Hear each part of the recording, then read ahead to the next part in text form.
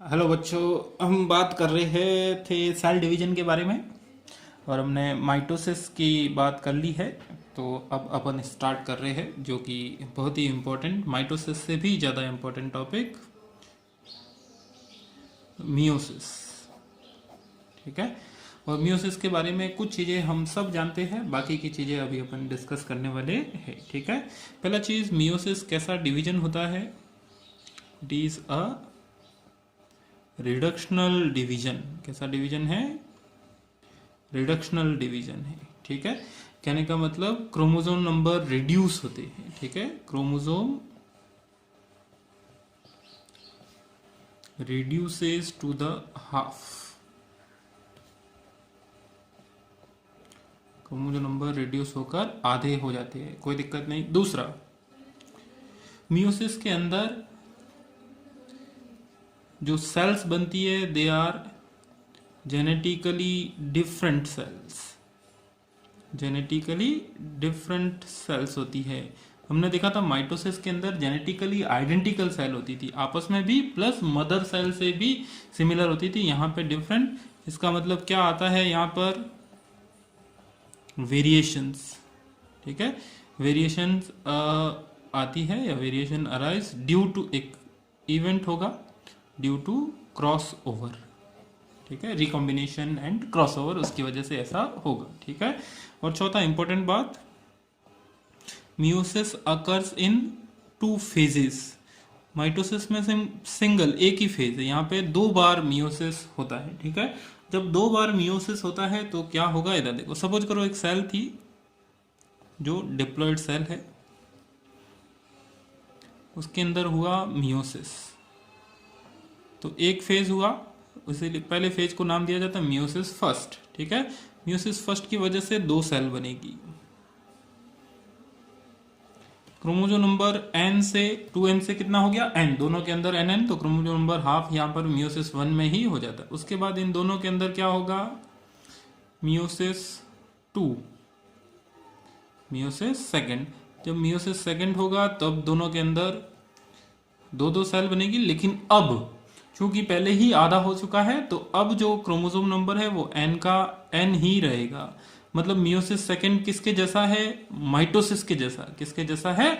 Mitosis के जैसा ही है, क्योंकि माइटोसिस में हम देखते हैं 2n से 2n रहती है, यहां पर n से n रह रहा है, मतलब क्रोमोसोम नंबर में कोई चेंजेस नहीं आया है। ठीक है।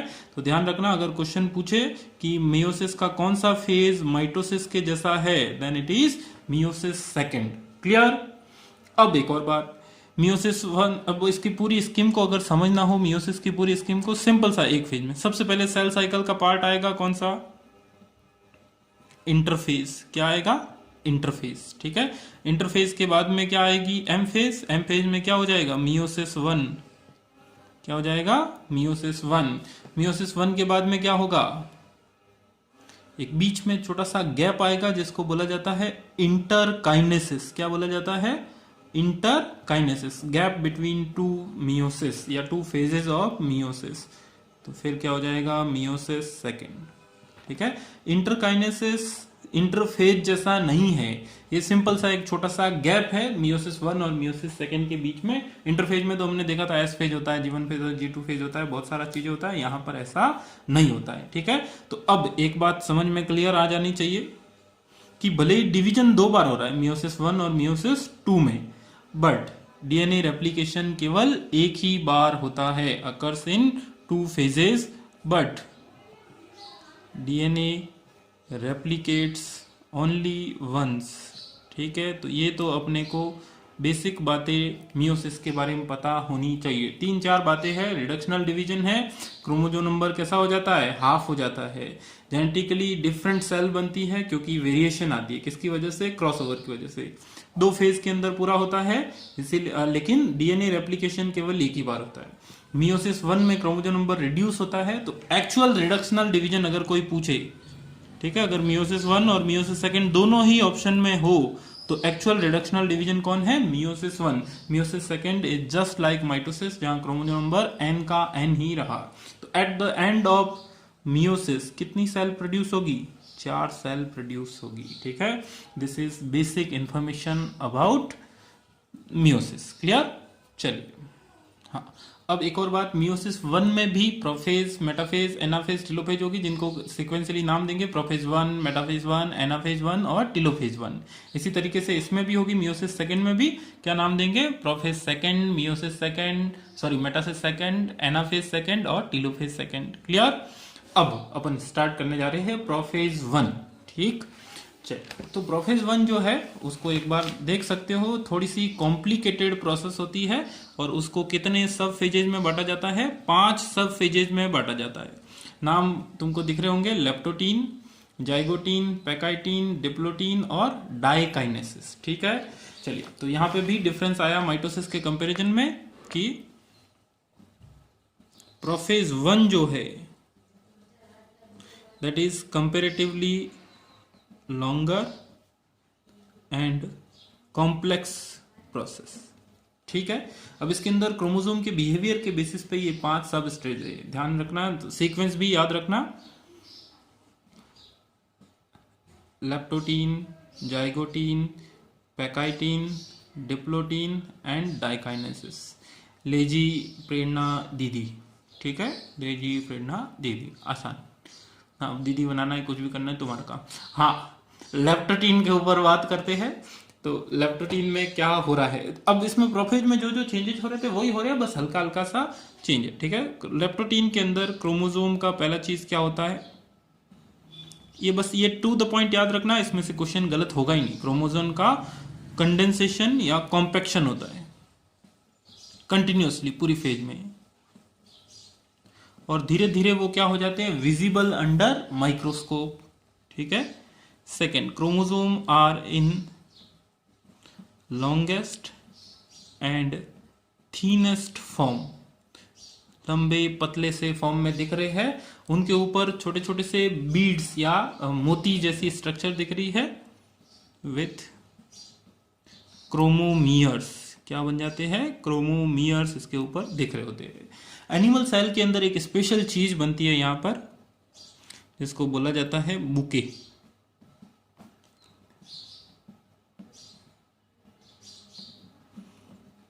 क्योंकि सारे के सारे जो क्रोमोसोम है वो न्यूक्लियस के अंदर एक तरफ, न्यूक्लियोलस के एक तरफ जुड़े हुए रहते हैं और इस तरीके का स्ट्रक्चर बनाते हैं जैसे कि बुके जैसा दिखता है, इसीलिए इसको क्या बोला जाता है, बुके स्टेज ही बोल दिया जाता है। ठीक है, तो एनिमल के अंदर कैसी स्टेज बनती है, बुके स्टेज बोला जाता है। ठीक है, चलिए नेक्स्ट स्टेज बात करते हैं, जाइगोटीन। जाइगोटीन के अंदर 2 चीजें होती है, पहला सिनेप्सिस या सिनेप्स का फॉर्मेशन होता है। सिनेप्सिस किसको बोला जाता है, जो एक ही जोड़े के 2 क्रोमोसोम है, एक ही पेयर के 2 क्रोमोसोम है, वो साथ साथ जोड़ते हैं पेयर, और ऐसे क्रोमोसोम को नाम दिया जाता है होमोलोगस क्रोमोसोम। जेनेटिक्स में आपने पढ़ा होगा कि एक ही पेयर के दोनों क्रोमोसोम में सभी लोकस पर सेम जीन्स होती है, that is why they are known as homologous chromosome. तो क्या हुआ, पेयरिंग ऑफ होमोलोगस क्रोमोसोम हुई। यहाँ पे डायग्राम में भी दिख रहा है, क्रोमोसोम आपस में जुड़ रहे हैं। क्लियर, इनके बीच में एक कॉम्प्लेक्स बनता है जिसको बोला जाता है सिनेप्टोनिमल कॉम्प्लेक्स। क्या बनता है, सिनेप्टोनिमल कॉम्प्लेक्स, और वो किससे बना रहता है, 3 lines of DNA plus protein से बना हुआ रहता है। तो दूसरा इसके अंदर चेंज क्या हुआ, फॉर्मेशन ऑफ सिनेप्टोनिमल कॉम्प्लेक्स। हाँ, क्रोमोसोम जब आपस में जुड़ गए, ये क्रोमोसोम भले यहाँ पे पतले इस तरीके के दिख रहे हैं, लेकिन ये क्रोमोसोम एक्चुअली कैसे है, ऐसे, इनके अंदर एक के अंदर 2-2 क्रोमेटिड है। हम जानते हैं एस फेज के बाद क्रोमोसोम ऐसा होता है। तो अब अगर मैं इन दोनों क्रोमोसोम को लिखूं तो ये क्या बनते हैं, बाईवैलेंट बनाते हैं। क्या बनाते हैं, पेयरिंग की वजह से क्या बनते हैं, बाईवैलेंट, 2 क्रोमोसोम साथ साथ है। ठीक है, चलिए अब इनके बारे में एक और बात करेंगे, पैकाइटीन स्टेज आते आते। पैकाइटीन स्टेज आते आते ये क्रोमोसोम की जो क्रोमेटिड है वो पूरी तरीके से सेपरेट हो जाती है, इस तरीके से।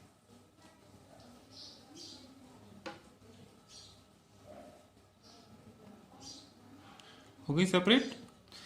अब बाईवैलेंट है वो किस में कन्वर्ट हो जाता है, ये बाईवैलेंट तो है लेकिन अब इसके अंदर हर एक के अंदर 2, तो टोटल कितनी होगी, 4।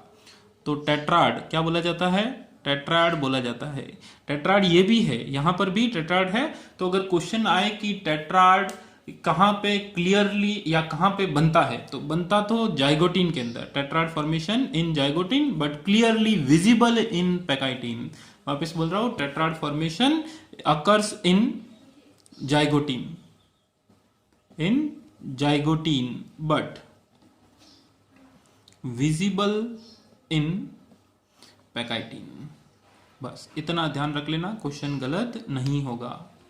ठीक, पैकाइटिन के अंदर पहला चीज क्या हुआ, टेट्राड का फॉर्मेशन। दूसरा बात यहां पे एक इंपॉर्टेंट होता है रिकॉम्बिनेशन। अगर इस डायग्राम के अंदर तुम देख पा रहे हो तो डायग्राम के अंदर क्रोमोसोम पूरी तरीके से एक दूसरे के चारों तरफ कॉइल्ड हो गए। ठीक है, पूरी तरीके से कॉइल्ड होती है, जिसकी वजह से इनका जेनेटिक मटेरियल का एक्सचेंज होता है। उस प्रोसेस को नाम दिया जाता है क्रॉस ओवर या क्रॉसिंग ओवर। ठीक है, तो होमोलोगस क्रोमोसोम के बीच में जेनेटिक मटेरियल का एक्सचेंज होना क्रॉस ओवर बोलते हैं, और इसकी वजह से जेनेटिक मटेरियल के नए कॉम्बिनेशन बनते हैं। So it is known as recombination. ये एंजाइम के थ्रू पूरी होती है। यहाँ पे एंजाइम कौन सा शामिल होता है, रिकॉम्बिनेज एंजाइम। बस इतना पैकाइटिन स्टेज में पहला चीज टेट्राड क्लियरली विजिबल बन रहा है, और दूसरा रिकॉम्बिनेशन की प्रोसेस हो रही है जो क्रॉस ओवर बोलते हैं, और रिकॉम्बिनेज एंजाइम यहाँ पे पार्टिसिपेट करता है। सिंपली अगर इसको और अच्छे से समझना हो तो भी अपन आगे बात करेंगे क्रॉसिंग ओवर में एग्जैक्टली क्या हो रहा होता है। ठीक है, चलिए थोड़ा सा मैं बता देता हूँ इधर ऊपर की तरफ भी। सपोज करो ये क्रोमोसोम एक था और ये इस तरीके का दिख रहा था हमको, और एक और होमोलोगस क्रोमोसोम जो इसके साथ में इस तरीके से कॉइलिंग हो रखी है, उसके अंदर डॉटेड लाइन नहीं थी। तो क्रॉसिंग ओवर के बाद जब ये दोनों क्रोमोसोम सेपरेट होंगे तो हमको कुछ इस तरीके का देखेगा। हल्का सा ध्यान रखना क्या हो रहा है। सेपरेट होने के बाद हमको पता चलेगा कि क्रोमोसोम के कुछ सेगमेंट है वो आपस में एक्सचेंज हो गए हैं। ठीक है, क्रोमोसोम पहले वाले क्रोमोसोम का कुछ पार्ट दूसरे क्रोमोसोम के पास आ गया, जबकि दूसरे क्रोमोसोम का कुछ पार्ट जो है वो किसके पास चला गया है, पहले वाले क्रोमोसोम के पास। देख रहे हो, इस क्रोमोसोम का कुछ पार्ट इसके अंदर आया, ऐसा दिख रहा है, जबकि इस क्रोमोसोम का कुछ पार्ट इसके पास आया, यहाँ पे ऐसा दिख रहा है। ठीक है, तो यही क्रॉसिंग ओवर की प्रोसेस होती है। ठीक है, नेक्स्ट अपन बात करते हैं डिप्लोटिन। डिप्लोटिन के अंदर डी सिनेप्सिस होता है, मतलब अब होमोलोगस क्रोमोसोम सेपरेट होते हैं, separation of homologous chromosome. Homologous chromosome का सेपरेशन हो गया। और दूसरा चीज जो होता है यहां पर वो होती है होमोलोगस क्रोमोसोम का सेपरेशन होने के बाद दूसरा चीज होता है कि ये कुछ जगह पर चिपके हुए दिख रहे हैं। तुमको इस जगह पे दिख रहा है चिपका हुआ, ठीक है, केवल कुछ ही जगह पर अटैच रहते हैं। इस तरीके के स्ट्रक्चर जो बनते हैं उनको बोला जाता है काइजमेटा, काइजमेटा फॉर्मेशन। तो काइजमेटा कौन सी स्टेज में बने, डिप्लोटिन के अंदर बनते हैं। एक्स शेप्ड स्ट्रक्चर, साइट जहां पर होमोलोगस क्रोमोसोम अभी तक जुड़े हुए रहते हैं। ठीक, चलिए लास्ट बात करते हैं डाइकाइनेसिस। डाइकाइनेसिस में वही सारी चीजें होगी जो प्रोपेस में होनी चाहिए, एक्सेप्ट पहला जो चेंज होगा डिजोल्यूशन ऑफ काइजमेटा। ठीक है, काइजमेटा का डिजोल्यूशन, मतलब काइजमेटा यहां से घुल रहे, अब वो जो एक्स शेप स्ट्रक्चर जहां पे अटैच थे वो भी यहां से दूर हो रहे हैं। ठीक है, ये इस तरीके का डायग्राम है। ये क्रोमोसोम, ये दूसरा क्रोमोसोम जो इस जगह पर अटैच्ड है। ठीक है, तो ये जो एक्स शेप के स्ट्रक्चर बन रहे हैं इन्हीं को अपन क्या बोलते हैं, काइजमेटा। तो इस फेज के एंड में डाइकाइनेसिस के अंदर ये भी हट जाते हैं। डिप्लोटिन के अंदर अगर मैं बात करूं तो क्या हो रहे थे कि दोनों क्रोमोसोम पूरी लेंथ में सेपरेट होते हैं लेकिन कुछ जगह पर जुड़े हुए रहते हैं, उन्हीं को बोला जाता है काइजमेटा। डाइकाइनेसिस के अंदर वो भी डिसोल्यूशन हो जाता है, और वो एक तरीके से ऐसे ही होता है जैसे कि चेन खुल रही हो, अनजिपिंग। ठीक है, तो याद रहेगा डाइकाइनेसिस के अंदर क्या हुआ। क्लियर, चलिए अगली बात। अब वही सारी चीजें, न्यूक्लियर मेम्ब्रेन डिसअपियर हो चुकी है। Nuclear membrane, nucleolus, cell organelle, सब के सब क्या हो जाएंगे, डिसअपियर्स।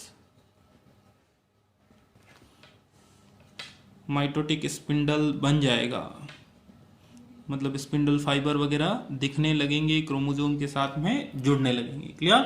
तो ये प्रोफेज 1 जो है वो थोड़ी सी लेंदी है, उसकी हर एक स्टेज में क्या हो रहा है जानना बहुत जरूरी है। वापस रिवाइज कर लेते हैं एक बार। लेप्टोटीन में क्रोमोसोम का कंडेंसेशन कंटिन्यू होता है, जिसकी वजह से वो क्रोमोसोम के नीचे माइक्रोस्कोप के नीचे दिखते हैं। किस स्टेज में पहुंच जाते हैं, लॉन्गेस्ट और थीनेस्ट फॉर्म में आ जाते हैं। ठीक, उनके ऊपर बीड्स दिख रहे हैं, क्या बोला जाता है, क्रोमोमियर्स। एनिमल में कैसी स्टेज बनती है, बुके स्टेज, सारे क्रोमोसोम एक जगह पर जुड़े रहते हैं, तो जो गुलदस्ता बनता है इस तरीके की स्ट्रक्चर बन जाती है। ठीक है। नेक्स्ट, जाइगोटीन के अंदर होमोलोगस क्रोमोसोम की पेयरिंग होती है, क्या बोलते हैं, सिनेप्सिस। क्रोमोसोम, दो क्रोमोसोम पास पास, क्या बोला जाएगा, बाइवेलेंट। ठीक। सिनेप्टोनिमल कॉम्प्लेक्स इन क्रोमोसोम के बीच में बनता है, जो डीएनए और प्रोटीन से बना होता है। पैकाइटिन स्टेज में टेट्राड बनता है, क्रोमेटिड सब सेपरेट हो गई है। तो अगर क्वेश्चन आए कि टेट्राड बना कहां, क्योंकि यहाँ पे भी जो है वो क्रोमोसोम है तो ऐसे ही, बट उनकी क्रोमेटिड चिपकी हुई है, तो टेट्राड बनता तो जाइगोटीन में है, बट क्लियरली विजिबल कहां पर होता है, पैकाइटिन में। ठीक। और दूसरा, पैकाइटिन के अंदर क्या होता है, recombination, exchange of genetic material between homologous chromosome is called crossover. उसकी वजह से नए कॉम्बिनेशन बनते हैं डीएनए के, रिकॉम्बिनेशन कहलाता है। कौन सा enzyme, recombinase enzyme. Next, diplotene. Diplotene जो है वो डी सिनेप्सिस होता है इस पेयर प्रोसेस में, मतलब क्रोमोसोम अब सेपरेट होने लगेंगे, लेकिन कुछ जगह पर जुड़े रहते हैं, उन्हीं साइट्स को क्या बोला जाता है, काइजमेटा। दो क्रोमोसोम के बीच में काइजमेटा कितने बनेंगे, वो क्रोमोसोम की लेंथ पर डिपेंड करेगा। नंबर किस पे डिपेंड करेगा, क्रोमोसोम की लेंथ पर, ज्यादा भी बन सकते हैं। फिर डाइकाइनेसिस में काइजमेटा तो हटने लगते हैं, और बाकी न्यूक्लियर मेम्ब्रेन वगैरह हटकर प्रोफेज के अंदर जो होना चाहिए वो हो जाता है। ठीक है। एक और इंपॉर्टेंट बात, प्रोबेबली एनसीईआरटी ने मेंशन किया है कि कुछ कुछ सेल्स के अंदर डिप्लोटीन स्टेज में अरेस्ट हो जाती है सेल। ठीक है। खासकर अपन जब पढ़ते हैं गैमिट फॉर्मेशन, तो मैमेलियन oocyte या ह्यूमन oocyte है, वो 12 से लेकर 15 साल तक डिप्लोटीन स्टेज में अरेस्ट रहता है। ठीक है। एनसीईआरटी ने अगर इसको बारे में बात की है तो तुम पढ़ना एक बार, वहां पे साफ साफ लिखा हो तो याद रखना। ठीक है। डिप्लोटीन स्टेज में अरेस्ट होता है। ऊगोनिया बनते हैं, ऊगोनिया प्राइमरी oocyte स्टेज से मियोसिस में एंटर करता है, लेकिन अरेस्ट हो जाता है। फिर बर्थ के बाद में वो सेकेंडरी स्टेज में जाते हैं, ऐसा करके कुछ सेकेंडरी oocyte बनता है, पढ़ा हुआ है आपने। ठीक है। चलिए, तो यहाँ पे बात खत्म हो जानी चाहिए प्रोफेज 1 की स्टेजेस के बारे में। अगली बात, अब सिर्फ डायग्राम के थ्रू अपन बात करेंगे क्या हो रहा है। अब अपन बात कर रहे हैं प्रोफेज 1, मेटाफेज 1, एनाफेज 1 और टेलोफेज 1। अब आसान है, अब मियोसिस में कुछ नहीं है, बस हल्का सा ध्यान रखना है। ठीक। प्रोफेज 1 में जो जो चेंजेज हुए वो हमने पढ़ लिए हैं। कहने का मतलब क्रॉसिंग ओवर हो गया, सिनेप्सिस हो गया, फिर क्रोमोसोम का कंडेंसेशन हो गया, न्यूक्लियर मेम्ब्रेन हट गई, स्पिंडल फाइबर बन गए थे। मेटाफेज में सभी के सभी क्रोमोसोम कहां पर, इक्वेटर पे अरेंज हो जाते हैं, और उस स्ट्रक्चर को अपन, उसके प्लेन ऑफ अलाइनमेंट को क्या बोला था, मेटाफेज प्लेट। क्या बोला था, मेटाफेज प्लेट बोला था। तो मेटाफेज प्लेट का फॉर्मेशन, यहां पर एक नया वर्ड इंट्रोड्यूस होता है, congression, arrangement of chromosome on metaphase plate is called congression. Clear. अगली बात, एनाफेज। एनाफेज के बारे में इंपॉर्टेंट बात, अब अरेंजमेंट देखकर ही तुमको क्लियर हो जाना चाहिए। माइटोसिस के अंदर सारे के सारे क्रोमोसोम जो है वो इस तरीके से अरेंज हो रहे थे, अकेला अकेला क्रोमोसोम। ठीक है। तो 1 2 3 एंड ऐसे पूरे 46। ठीक। यहाँ पर पेयर वाइज अरेंजमेंट हुआ है, मतलब पहला पेयर, दूसरा पेयर, तीसरा पेयर, तो ऐसे ऐसे कितने पेयर अरेंज होंगे, 23 पेयर्स अरेंज होंगे। जबकि अगर इसको अपन बात करें, माइटोसिस की बात करें, तो माइटोसिस में इस तरीके के अकेला अकेला क्रोमोसोम अरेंज हुआ था। ठीक है। तो ऐसे ऐसे कितने होंगे, 46। यहां पर ऐसे ऐसे कितने पेयर होंगे, 23। ध्यान देना, माइटोसिस के अंदर सेंट्रोमियर टूट रहा था। क्या हो रहा था, सेंट्रोमियर टूट रहा था, जिसकी वजह से ऐसा दिख रहा था, आधा क्रोमोसोम इधर, आधा क्रोमोसोम इधर। इसी तरीके से आधा क्रोमोसोम इधर, आधा क्रोमोसोम इधर, मतलब क्रोमेटिड इधर और इधर। और सेंट्रोमियर अलग होने के बाद हम उनको क्या नाम देते थे, इंडिविजुअल क्रोमोसोम। ये क्रोमेटिड ऑफ इंडिविजुअल, तो 46 क्रोमोसोम इधर हो जाते थे, 46 क्रोमोसोम इधर हो जाते थे। ये माइटोसिस में पढ़ा है हमने। ठीक, यहां पर ऐसा नहीं हो रहा है, एनाफेज के अंदर ऐसा नहीं हो रहा है। यहां पर सिंपली जो पेयर है होमोलोगस क्रोमोसोम के पेयर वो सेपरेट हो रहे हैं। इसी को बोला जाता है सेग्रीगेशन, सेग्रीगेशन या डिसजंक्शन। जो जुड़े हुए थे अब वो सेपरेट हो गए और सेपरेट होकर ऑपोजिट पोल की तरफ जा रहे हैं। Separation of homologous chromosome toward opposite pole या मूवमेंट टुवर्ड ऑपोजिट पोल। तो यहां पर ध्यान रखना, एनाफेज 1 में, एनाफेज 1 में सेंट्रोमियर स्प्लिट नहीं होता है। क्या सेपरेट होता है? सेग्रीगेशन या डिसजंक्शन ऑफ होमोलोगस क्रोमोसोम। यही वजह है कि अब जो 23 पेयर्स जुड़े हुए थे, तो 23 क्रोमोसोम इधर, 23 क्रोमोसोम इधर, तो जो दो नई सेल बनेगी अब वो 2n नहीं होकर कैसी रहेगी? n। इसमें भी 23, इसमें भी 23, जबकि यहां पे 2n इक्वल टू कितने थे? 46 थे। ठीक है, बात समझ में आई? सेंट्रोमियर स्प्लिट नहीं होता है, बल्कि होमोलोगस क्रोमोसोम के जो पेयर है वो सेपरेट होते हैं, सेग्रीगेशन होता है या डिसजंक्शन होता है। तो अगर क्वेश्चन आए कि मियोसिस की कौन सी फेज क्रोमोसोम में रिडक्शन के लिए रिस्पॉन्सिबल है, देन इट इज एनाफेज 1। क्या हो जाएगा? Anaphase 1, reduction in chromosome number. Clear? चले, टेलोफेज के अंदर वही सारी चीजें ऑपोजिट पोल पे पहुंचेंगे, न्यूक्लियर मेम्ब्रेन फिर से आती है। लेकिन एक चीज देखने को मिलती है कि क्रोमोसोम पूरी तरीके से डीकंडेंस नहीं होते। माइटोसिस के एंड में पूरी तरीके से डीकंडेंस होते थे, यहाँ पे पूरी तरीके से डीकंडेंस नहीं होते। साइटोकाइनेसिस 1 एनिमल में फरो मेथड से हो जाएगा, प्लांट में ज्यादातर में नहीं होता है। ठीक, तो उसी के अंदर दो पहले न्यूक्लियस डिवाइड होगा। अब यहां पर मियोसिस 1 कंप्लीट हो जाता। ठीक है, अब बीच का जो गैप आएगा दोनों मियोसिस 1 और मियोसिस 2 के बीच का, उसको अपन ने बोला इंटरकाइनेसिस। और इंटरकाइनेसिस के बाद जो दो सेल यहां पे बनी थी वो अब मियोसिस 2 में एंटर करेगी। तो यहां पे prophase 2, meiosis 2 is just like mitosis. Meiosis 2 is just like mitosis. वही सारी इवेंट ध्यान रखना है, क्रोमोसोम का कंडेंसेशन, न्यूक्लियर मेम्ब्रेन का डिसअपियर होना और स्पिंडल फाइबर का बनना, स्पिंडल माइटोटिक स्पिंडल का बनना, ये सब मेटाफेज के अंदर सारे के सारे यहाँ पर अरेंज हो जाएंगे और मेटाफेज प्लेट का फॉर्मेशन करेगा। एनाफेज 2, एनाफेज 2 में अब सेंट्रोमियर स्प्लिट होता है, क्योंकि माइटोसिस के अंदर भी हो रहा था, सेंट्रोमियर स्प्लिट होगा। अब देखो, इस सेल के अंदर भी 23 क्रोमोसोम थे, इस सेल के अंदर भी 23, तो 23 मेटाफेज तक है। एनाफेज के अंदर जब ये सेपरेट हो जाएंगे, क्रोमेटिड सेपरेट, तो अब 23 इधर, 23 इधर, इसी तरीके से 23 इधर, 23 इधर। बात समझ में आई? तो इससे जो दो नई सेल बनेगी टेलोफेज के एंड में, इस तरीके से जो यहाँ पे दिख रही है, ठीक है, मैंने ऊपर नीचे बनाई है, तो ये जो इधर भी कितने हो जाएंगे? 23, इधर भी कितने? 23। सिमिलरली इधर भी 23, इधर भी 23। कहने का मतलब जो 23 थे वो 23 के 23 ही रहे नई बनने वाली सेल में भी। तो ये माइटोसिस के जैसा ही हुआ, लेकिन यहाँ पे अपन मियोसिस 1 में देखें तो 46 से शुरू हुआ था और सेल्स कितनी रही? 23। रीजन क्या है? सेग्रीगेशन या disjunction of homologous chromosome. Meiosis में कुछ ध्यान ही नहीं रखना, अगर प्रोफेज 1 याद हो गया तो सिर्फ एनाफेज 1 और एनाफेज 2 के बारे में ध्यान रखो, बाकी सब चीजें वही है। एनाफेज 1 के अंदर सेंट्रोमियर नहीं टूटता है, बल्कि क्रोमोसोम सेपरेट होते हैं। यहाँ पे सेंट्रोमियर टूटता है और क्रोमेटिड सेपरेट होती है। क्या होती है? क्रोमेटिड सेपरेट होती है। इस वजह से दोनों सेल में 23 क्रोमोसोम चले जाएंगे। बोलो क्लियर हुआ? यस, सब कुछ क्लियर है। तो एनसीईआरटी ने इतनी ही बातें की है। अब एक और बात,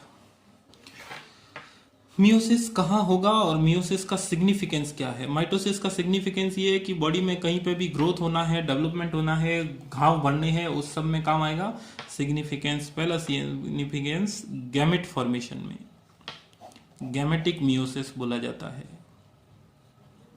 मियोसिस, मान लो कि हमारे जैसे कि स्पर्म बनने हैं, तो जो हमारे जर्मिनल एपिथेलियम की सेल्स है, ठीक है, वो नॉर्मल सेल, टेस्टिस के अंदर सेल, स्पर्म बनाने वाली सेल है, वो 2n है। इसके अंदर हुआ मियोसिस, तो यहां पर क्या बन गए? गैमेट्स। 4 गैमेट बनेंगे, 4 स्पर्म बन गए, सपोज करो, ठीक है। अब इसमें से कोई भी इसी तरीके से कोई फीमेल बॉडी है, उसके ओवरी के अंदर एक नॉर्मल सेल है जर्मिनल एपिथेलियम की, उससे 4 क्या बने, ओवम। ठीक है, अलग अलग टाइम पे, एक ही टाइम पे नहीं हुआ। अब इसमें से कोई भी एक ओवम और एक स्पर्म जुड़ेगा, सॉरी मैंने फ्रेम भी नहीं किया। ठीक है, गैमेटिक मियोसिस गैमेट फॉर्मेशन में हेल्प करता है।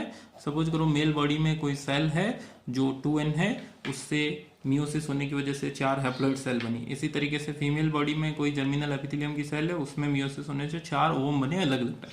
अब इनमें से एक स्पर्म और एक ओवम जुड़ेगा तो वापस से कैसा हो जाएगा, 2n हो जाएगा। ठीक है, तो 2n पहले था, अब नई जनरेशन में भी कितना होगा, 2n रहेगा। क्लियर।